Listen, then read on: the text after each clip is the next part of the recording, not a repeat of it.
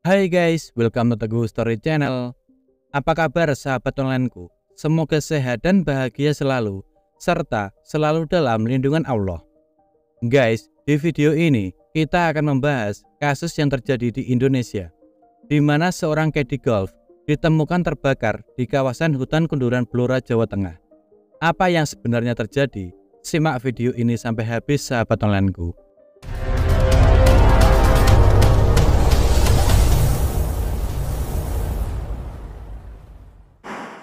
Kasus ini terjadi pada tahun 2018 lalu yang dilatar belakangi oleh nafsu seksual.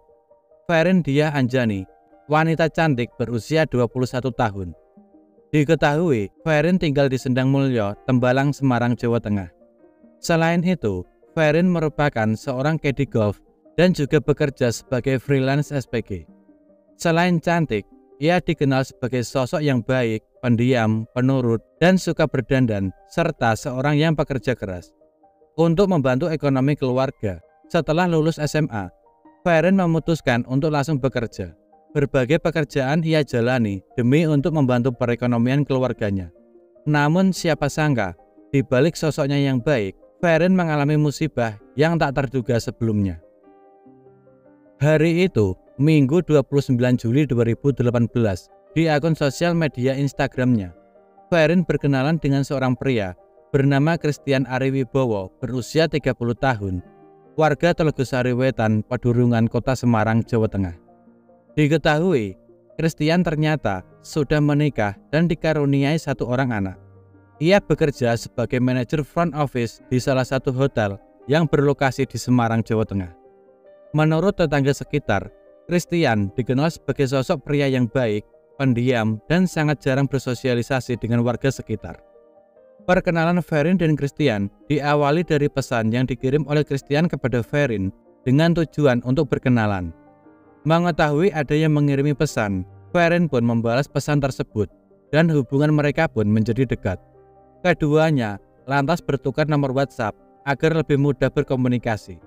Saking intensnya hubungan mereka, Christian kerap menggoda serta mengajak Ferin untuk bertemu.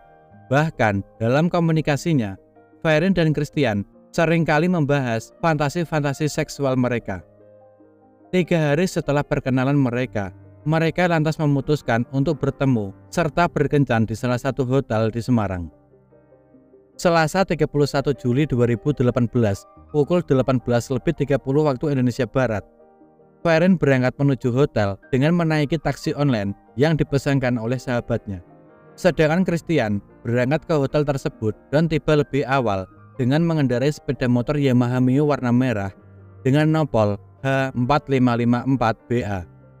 Setibanya di hotel, keduanya segera masuk ke dalam kamar yang sudah dipesan yang berada di lantai 2. Di dalam kamar itu, awalnya keduanya bercengkrama satu sama lain, hingga akhirnya mereka melakukan olahraga ranjang layaknya suami istri sebanyak 2 kali. Tanpa sepengetahuan Ferin, saat ia berada di dalam kamar mandi, ternyata Christian menyampurkan obat penenang ke dalam minuman Ferin. Setelah itu, Christian kembali mengajak Ferin untuk olahraga ranjang yang ketiga kalinya. Namun, dengan cara yang tentunya berbeda dari sebelumnya, yaitu dengan cara yang sedikit ekstrim, yang saat itu juga disetujui Ferin. Dengan penuh antusias, Christian melakban tangan Ferin terlebih dahulu. Awalnya, Ferin menurut saja. Namun ketika kakinya juga dilakban, Ferin kemudian protes. Setelah itu, Christian melanjutkan olahraga ranjangnya yang ketiga dengan penuh aksi dan fantasi. Ia juga sempat menampar dan mencekik leher Ferin. Merasa aksi dan fantasi Christian semakin tak terarah, Ferin mulai berontak dan berteriak. Melihat itu, bukannya berhenti, Christian justru semakin tak terarah untuk memuaskan fantasi gilanya dan membuat Ferin tidak berdaya. Yang lebih parahnya lagi, Christian juga membekap mulut Ferin hingga lemas dan pingsan. Saat Ferin berontak, ia sempat terjatuh dari tempat tidur dan mengakibatkan kepalanya terbentur. Mengetahui Ferin sudah tidak berdaya, bukannya menolongnya, Christian malah meninggalkannya dan pergi menggunakan sepeda motornya. Dan ternyata Christian pergi untuk mengambil sebuah mobil sewaan. Apa yang akan terjadi selanjutnya? Setelah mengambil mobil sewaan itu, Christian kembali ke hotel dengan membawa sebuah mobil Honda Jazz yang ia sewa dari teman dekatnya sebesar Rp300.000. Selanjutnya, Christian masuk ke kamarnya lagi dan membungkus tubuh Verin menggunakan selimut agar tidak ketahuan pihak manajemen hotel.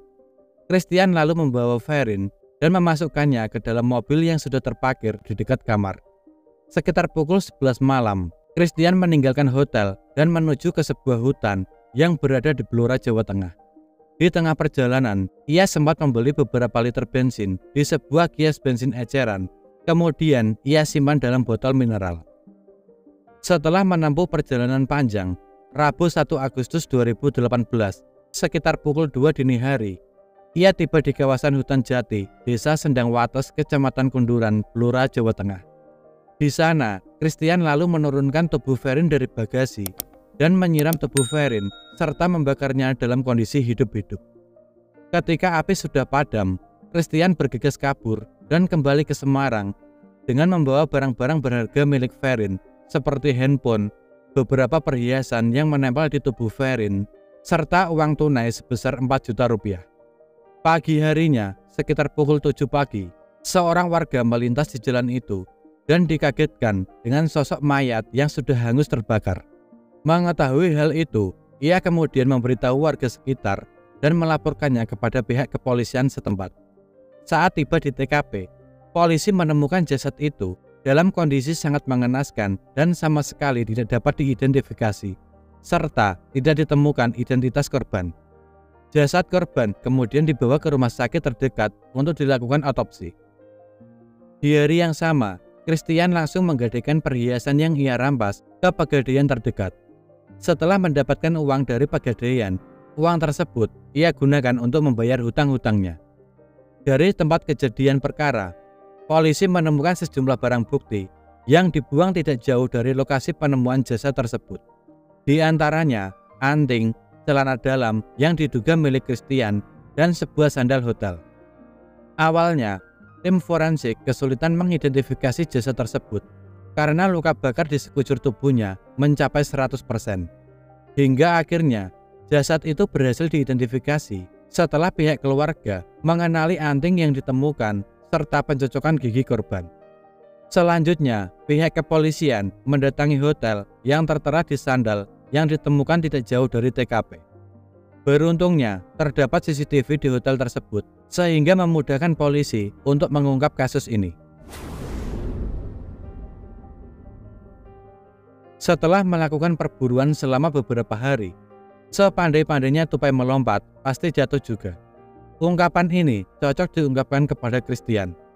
Sepandai-pandainya ia bersembunyi, akhirnya tertangkap juga. Senin 6 Agustus 2018, sekitar pukul 10.30 malam, polisi berhasil menangkap Christian Ariwibowo di sebuah rumah kos di wilayah Semarang dan membawanya ke Mapolres Blora untuk dilakukan penyelidikan lebih lanjut. Saat diperiksa, Christian mengakui semua perbuatannya. Selain itu, juga terkuak sebuah fakta yang sangat mengejutkan. Ternyata, pembunuhan terhadap Verin itu merupakan pembunuhan kedua yang pernah ia lakukan. Pembunuhan pertama yang ia lakukan terjadi pada tahun 2019 di Semarang.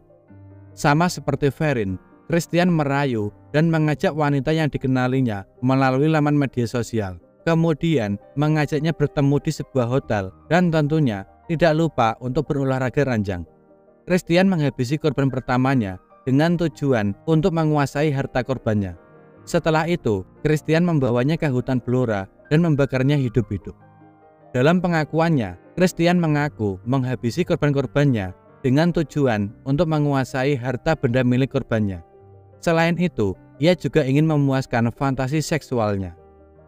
Untuk mempertanggungjawabkan perbuatannya, Christian dijerat dengan pasal 340 KUHP tentang pembunuhan berencana, pasal 338 KUHP tentang pembunuhan, dan pasal 366 KUHP tentang pencurian dengan kekerasan dengan ancaman maksimal penjara seumur hidup atau hukuman mati. Guys, semoga kejadian seperti ini tidak terulang lagi dan keluarga diberikan ketabahan serta korban diterima amal ibadahnya dan diterima di sisi Tuhan Yang Maha Esa. Selalu waspada dan berhati-hatilah saat mengenal seseorang. apalagi belum lama kita mengenalnya, agar tidak terjadi hal-hal yang tidak kita inginkan. Sekian dari kisah ini. Bagaimana menurut sahabat onlineku tentang kasus ini? Bisa komen di bawah. Dan semoga kita bisa mengambil hikmah dari kasus yang aku bawakan hari ini. Bagi yang belum subscribe, bisa tekan tombol subscribe, like, komen, dan share, serta nyalakan lonceng notifikasinya agar sahabat onlineku tidak ketinggalan video dari aku selanjutnya. Tetap jaga kesehatan, berhati-hati dalam setiap aktivitas. Dan juga yang mau request tentang kasus-kasus yang ingin aku bawakan, bisa DM di Instagram Teguh Story Channel, atau bisa juga komen di bawah. Sampai jumpa lagi di video selanjutnya. Terima kasih.